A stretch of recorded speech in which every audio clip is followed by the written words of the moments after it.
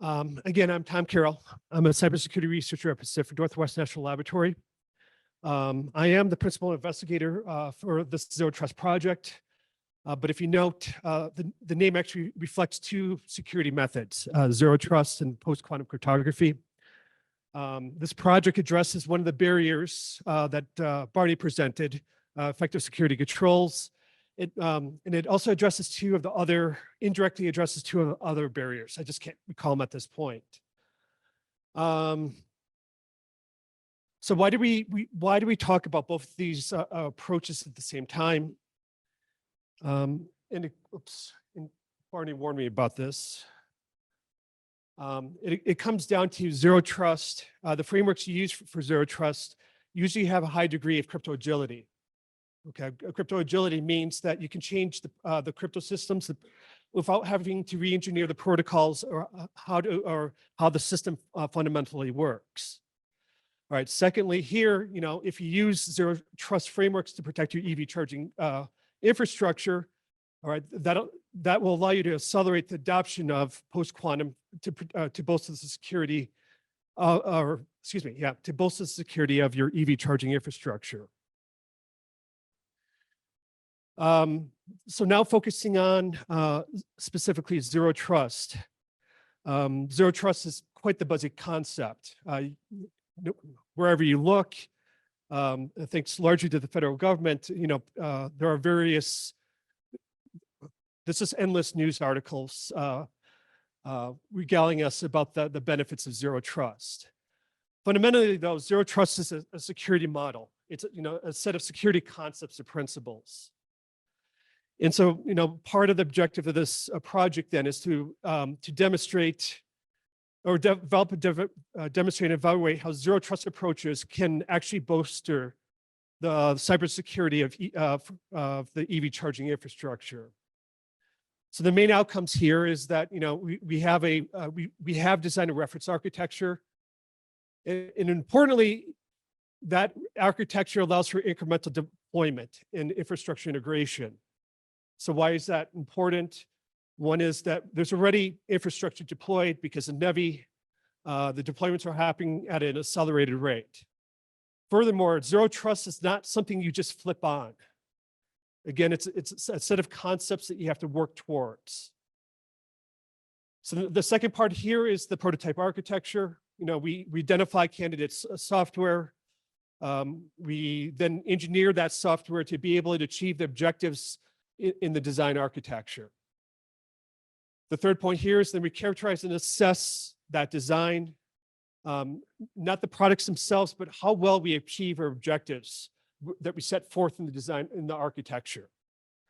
So the big outcome here is a set of guidelines, a set of design concepts that you can think of it as a blueprint that explain how to use Zero Trust to protect your EV charging infrastructure.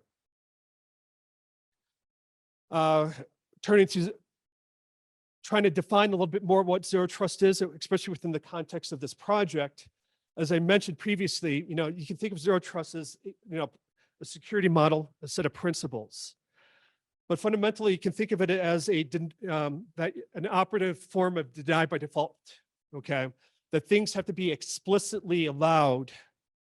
Okay. And that's different from a lot of the current conventional systems where they have a large degree of implicit trust.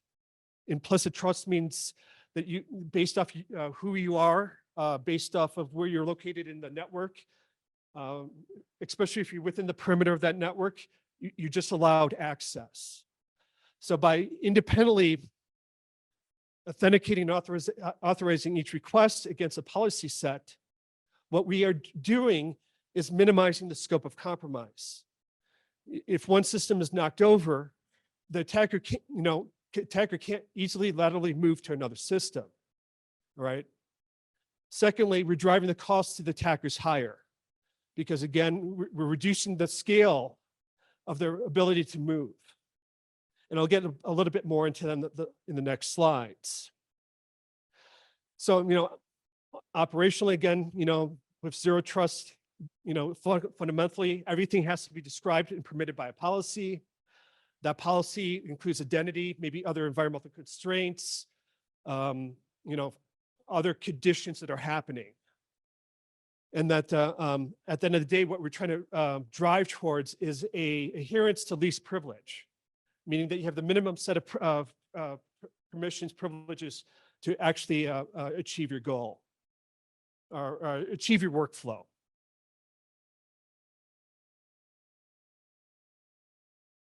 So the Zero Trust project here is right now, I see it as a cycle. In the very top here is we define requirements and security objectives.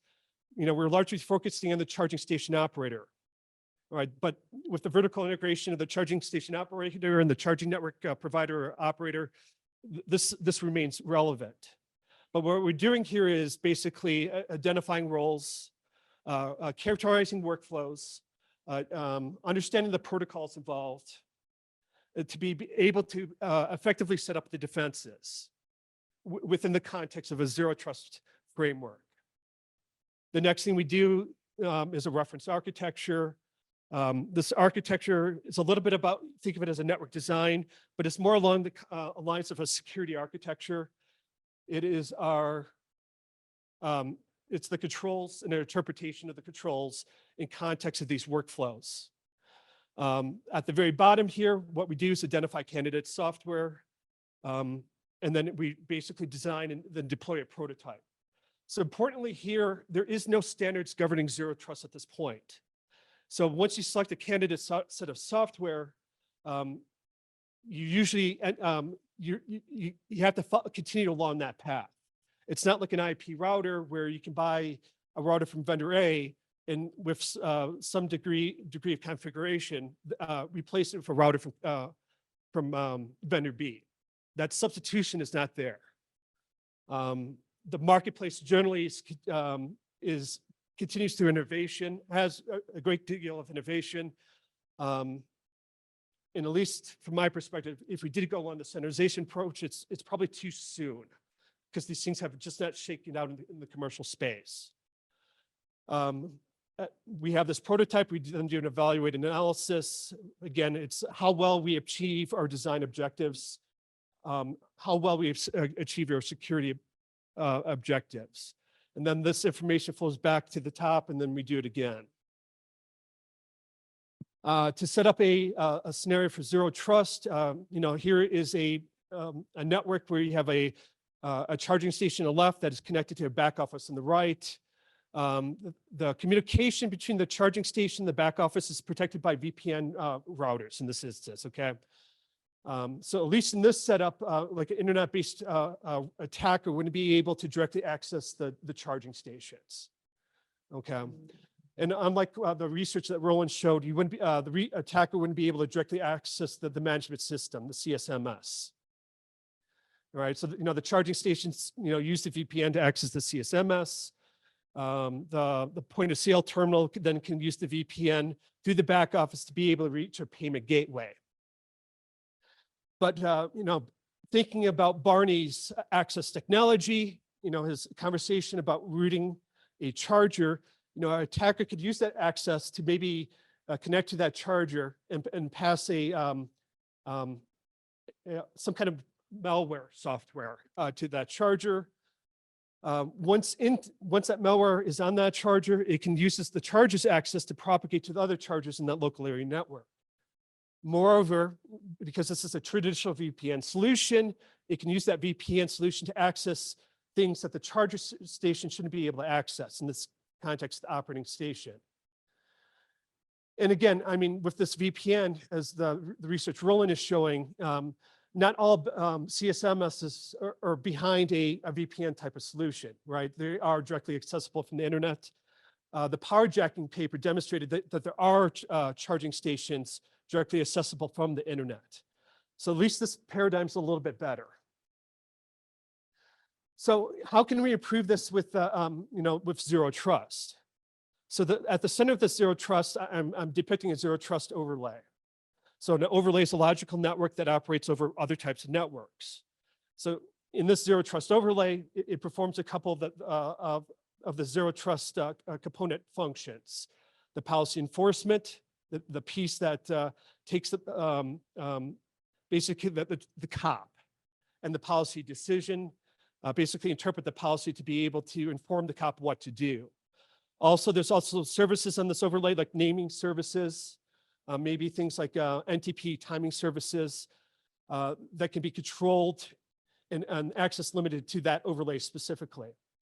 Looking more to the left side here, though, we've also implemented policy enforcement within the L2 network. So think about private VLANs, software-defined networking, switches, Cisco TrustSec or SD access. So additionally, I'm going to introduce another case here where we allow remote operators. So again, the reason I'm showing this is that zero trust may enable other business practices. You don't just think of it as a security technology. And so we return to our attacker here, because of the L2 the switching level technology, you can't communicate from charger to charger. The edge router here limits access to the virtual back office if he tries to access something like the operator workstation. But the point of sale terminal continues to be able to access what it needs to access. And then, the legitimate access from a charging station, it continues to be allowed. And I'll address this in another slide here. But for so the attacker here can't scale out from that one charger. So to be able to affect another charger, he has to physically disconnect from that charger and repeat it charger at charger. Okay, so you can't scale out through the network.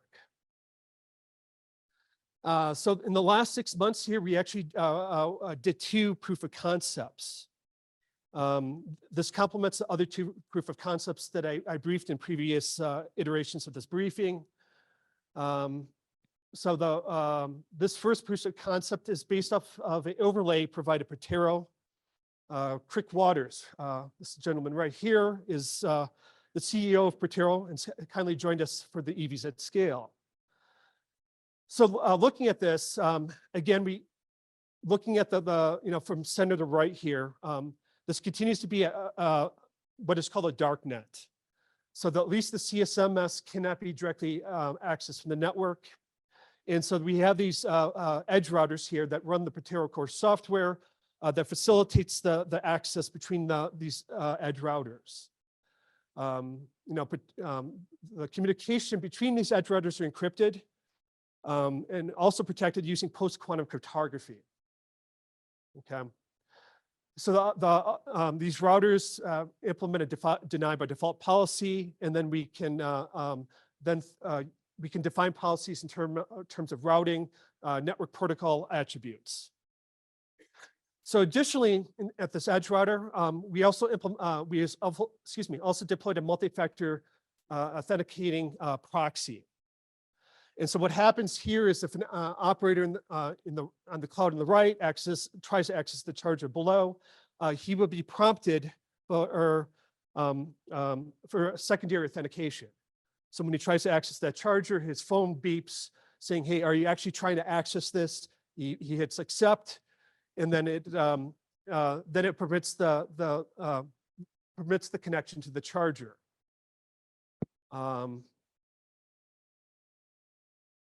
So briefly looking at the proof of concept 2, this was based off of a Cisco SD-WAN technology. Again, it demonstrates a darknet concept from center to right, where most of the resources are protected behind this encrypting network overlay. So, talking a little bit more about the design space and some of the choices that you can make within the design space. One thing I'll point out is the controller in this perspective. So the previous one didn't have a controller. The controller is basically a centralized place for configuration. So there's a security trade-off with a controller. That if you put all your keying information in a controller, it's a single place that if compromised, you can lose. It could take over the network. But the trade-off here is if you do have a controller, it allows for greater degree of provisioning and orchestration.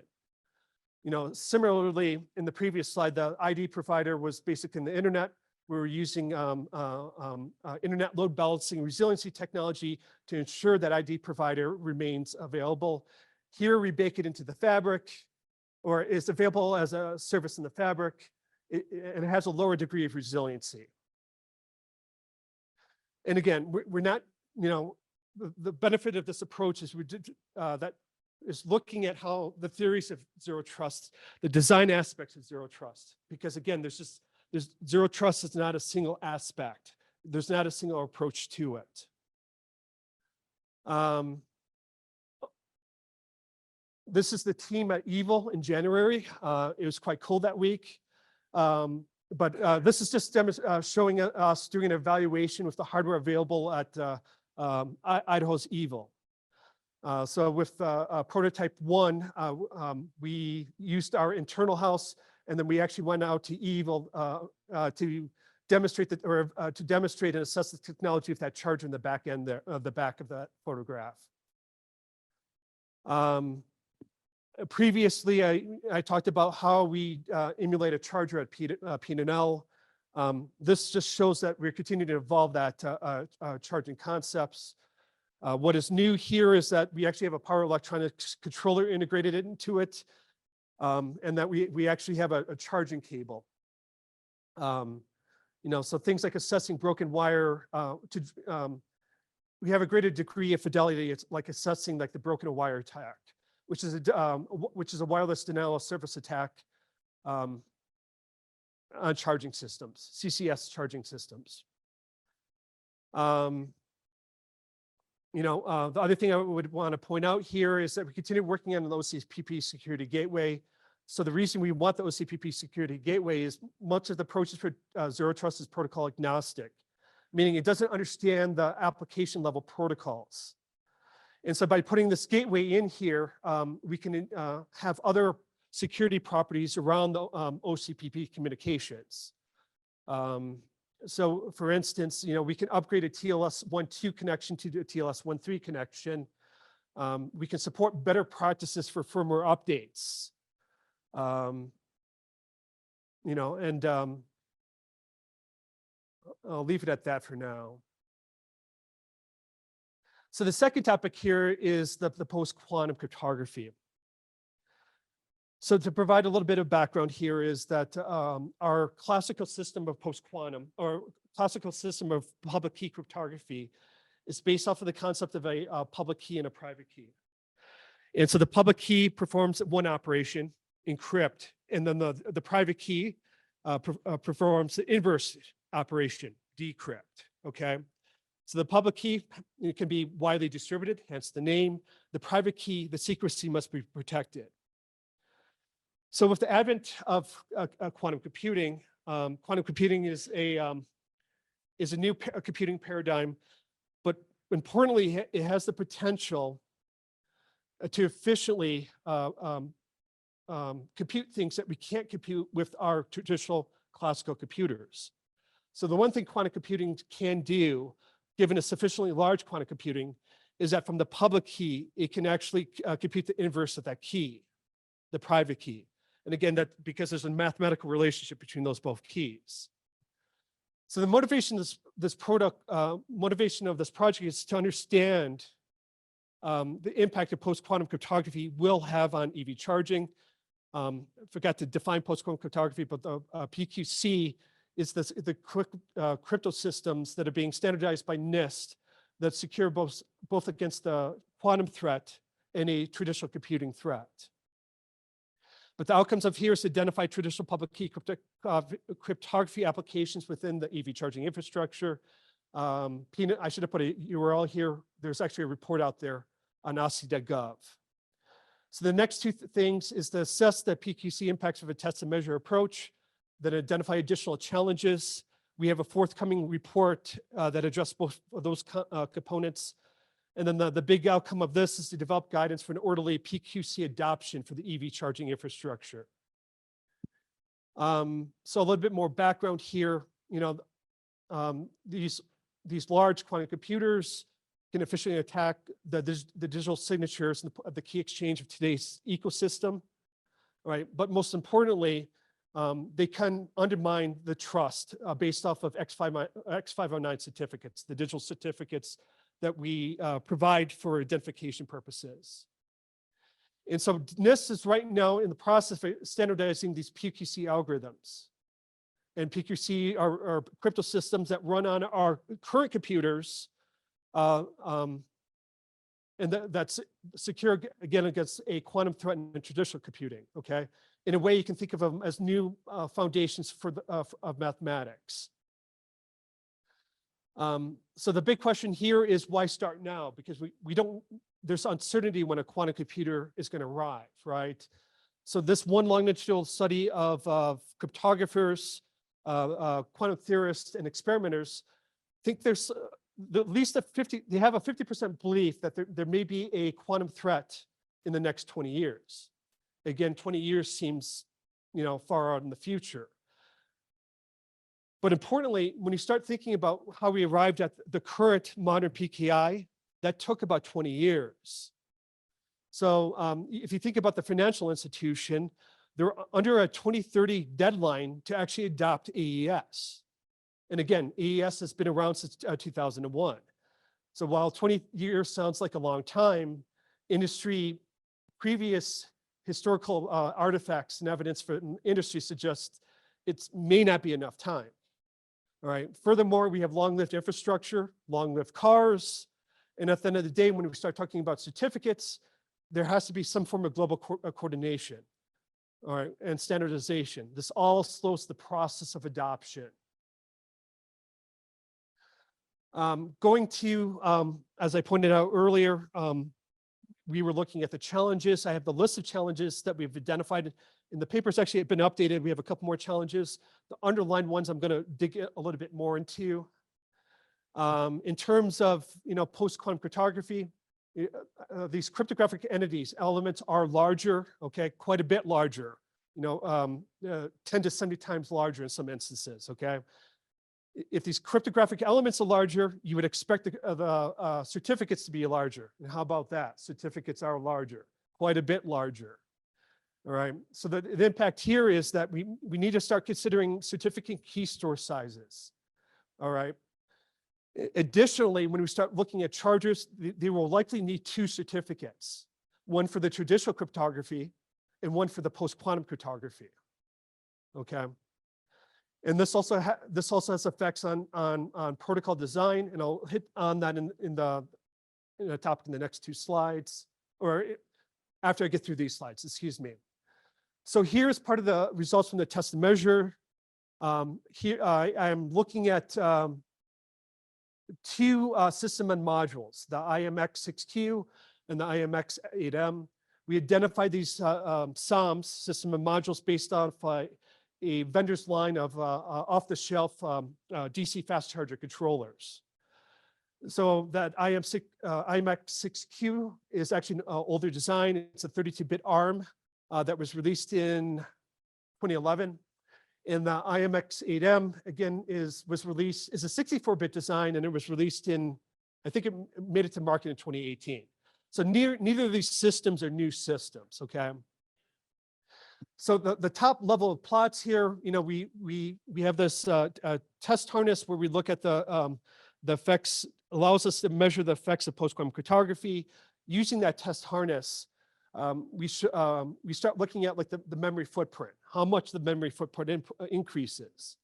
So again, in the worst case, it increases approximately by 30%. But 30% sounds big, but at the end of the day, we're looking at 2.5 megabytes of additional RAM, okay? So relatively big, but in absolute terms on these systems, it's not a large impact. Now going to the bottom level of plots. These plots are relative plots, all right? There's two bars for each of these measures. The left bar is a relative measure comparing to P256. The right bar is a comparison to P521. P256 is the default crypto system in ISO 15118 part 2. P521 is the primary crypto system in 15118 part 20. And so you'll see that these systems typically cost more in terms of compute performance than P256. But interestingly, they run faster than P521. Okay. So the other thing that looking at it in slightly different terms here, we look at the compute performance in absolute terms and then compare it to the time to transmit the cryptographic elements, okay? And so the big part of this, though, is that if you add the compute time and the transmission time of the cryptographic elements, they typically are less than P521, okay? And so the big takeaway here is that if you accept P521 as an element of 1511.8 part 20, these post-quantum cryptography crypto systems typically outperform, okay, in terms of total time and user experience than the P521. So moving to my last topic here, interoperability. So focusing on 1511.8 on the interoperability of these post-quantum systems, okay? And the reason I do that is that TLS has a great degree of crypto agility. There's really no modifications to TLS needed to support post-quantum cryptography. But in terms of 1511.8, there are modifications to the protocol. So the biggest thing right now is that if you send a certificate from the car to the charger in part 20, you have a limit of 1,600 bytes, okay? And so post-quantum cryptography, the certificates associated with PQC on the previous slides were quite a bit bigger than 1,600 bytes, all right? And so in 1511.8 part 20, what we'll likely do is that the SECC won't be able to properly parse that message that contains the certificates. The outcome here is that you're going to get an authorization response that failed, all right? An authorization response that failed means I tear that connection down, okay? And then the car has to restart. So the thing about 1511.8, it does have a protocol negotiation mechanism, okay? And so the way that happens, and this is a simplified version here, but what the car can announce is what protocol versions that it can actually accept, okay? And so we typically use that right now to, distinguish from, to allow the car to announce that it supports 1511.8 part 2, and maybe, and probably DIN spec 70121. But we can actually use the same type of mechanism for the car to announce that it supports an enhanced version of 1511.8, okay? And so if the car can announce that, the charger can respond back that, yes, I understand what is necessary to actually use post-quantum cryptography. And so, this is part of the negotiation that goes back and forth. All right, and as part of that, negotiation, the charger could effectively have an increased capacity for that certificate. So instead of the 1,600 bytes, we bump it up to 12 kilobytes. The 12 kilobytes is just to demonstrate a point. It needs to be larger. It needs to be larger to accept the post-quantum certificates. Moving on to conclusions and next step. So in the last 6 months here, we evaluated 2 proof of concepts, each exhibiting different design concepts. One was based off of the Patero crypto core, the other one based off of Cisco. We did release an inventory of traditional public key cryptography applications and EV charging. The URL would have been beneficial right here. Sorry about that. There will be shortly a forthcoming report where we discuss the EVCI specific challenges to PQC adoption. Part of that report is the technical test and measure, but also indicates some organizational implications too. Right now, we're directing 2 university design teams working on the EVSC Zero Trust. So that's this presentation was focusing more on the infrastructure side, from the charger to the CSMS, the charger to the operator perspective. So the purpose of these design, or the objective of these design teams, is to look at the zero trust between the car and the charger, and to move beyond just strictly certificates. What else can we actually do there to actually enhance identity? And again, we continue working with Carroll and some of these other industry partners to better understand the EV ecosystem. So next steps here, again, I talked about the report. December here, No, September. Yes, September. We're also going to be releasing a report that summarizes the first 2 years of this project. The summary is going to discuss the reference architecture, plus also discuss details of the design space. I believe it's December. We're working towards a adoption guidance for post-quantum cryptography that's specific to the charging community. And then we continue to want to, and the ask for me is to engage and build relationships with stakeholders. So the project itself has stakeholders in terms of technology providers. But we also need additional stakeholders for like a field evaluation and demonstration within the context of a charging depot, for instance. But that concludes my remarks. And again, I will be at the cyber physical security deep dive that is April 9th and 10th. And I'll provide even more details, which is surprising because I was pretty detailed. I see you trust QR codes. Barney didn't do it. Okay. Sorry, I was joking. Yeah, Move forward. I noticed that. So the first question I'm asking the audience is, where is zero trust implementation in your organization's cybersecurity roadmap? And there's a spectrum of choices from near term to, wow, I failed again, to what's zero trust.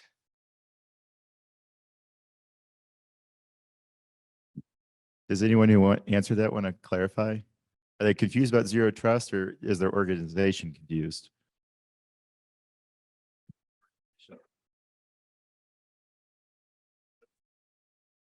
Do you want to raise your hands? Is it your organization that's confused, or are you confused?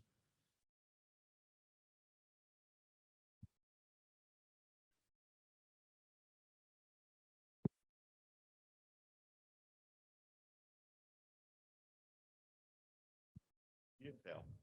Excuse me? You didn't fail. It's hard, right? Because you can't just buy zero trust.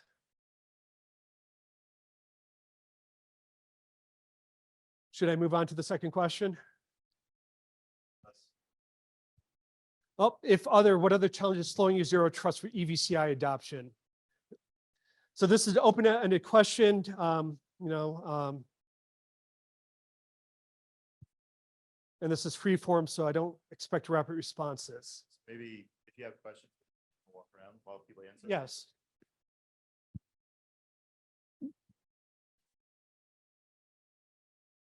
Fantastic talk. Thank you. For the audience, if you're interested in PQC and you Google iMessage PQC, you'll see a nice write-up from Apple. And if you're interested in zero trust, if you Google zero trust, you'll see a nice write-up from Google. For you all, I thought this was wonderful. Thank you.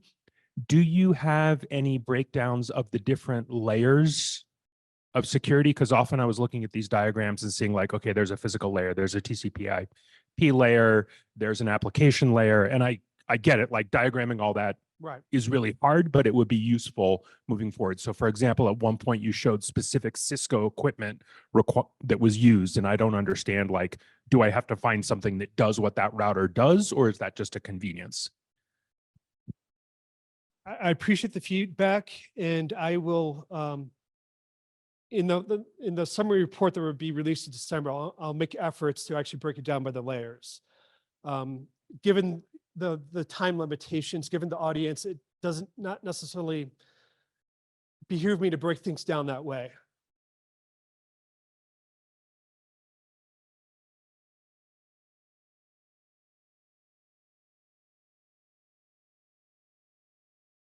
And so some of the free form answers are coming in again.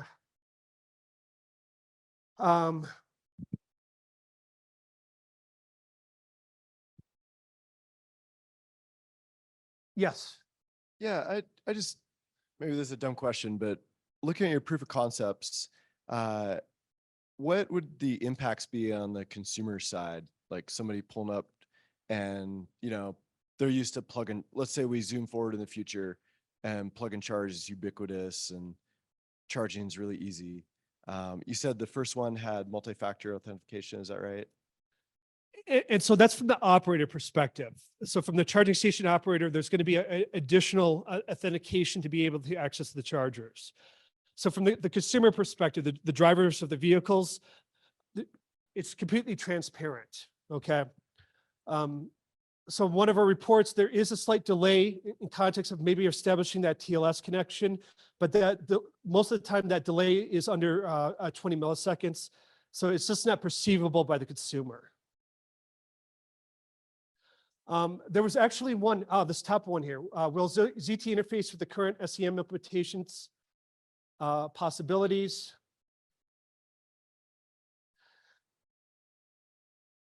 So the research hasn't directly addressed this component, all right?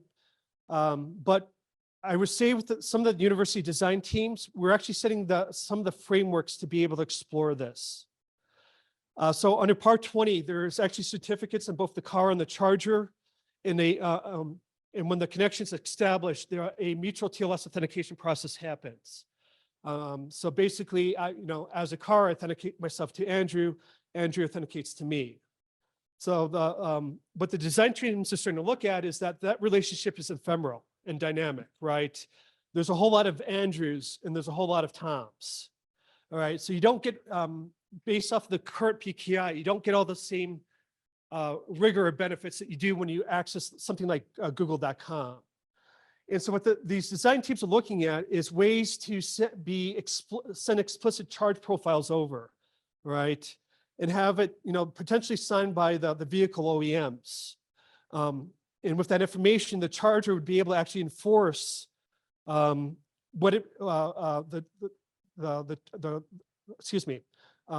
requests coming from the chargers or the requests coming from the cars. Additionally, we're looking at a type of third-party attestation.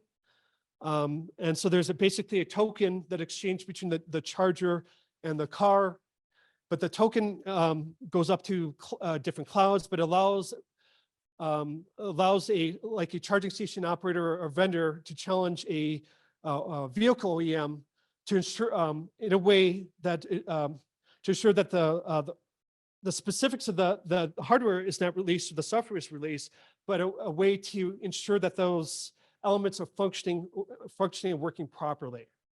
Unfortunately, these approaches, while interesting, is not just a add-on. There has to be additional changes. But again, these additional, you can think of them as enhanced identities that would further protect the EV charging. So that was a long way of answering that. We're setting the foundations for smart charge management at the charging level. And again, from the perspective of the charging network provider and the utility for smart charge management, there's likely going to be an authentication process there anyway. But it could be furthered with other zero trust principles. Curious if you thought about how adapters will fit into this whole zero trust architecture. So we're going to have adapters between different vehicles and the charging station to help us with compatibility. So how do you deal with that in a zero trust architecture? So I'd like to turn the CCS into J3400, for instance. Okay.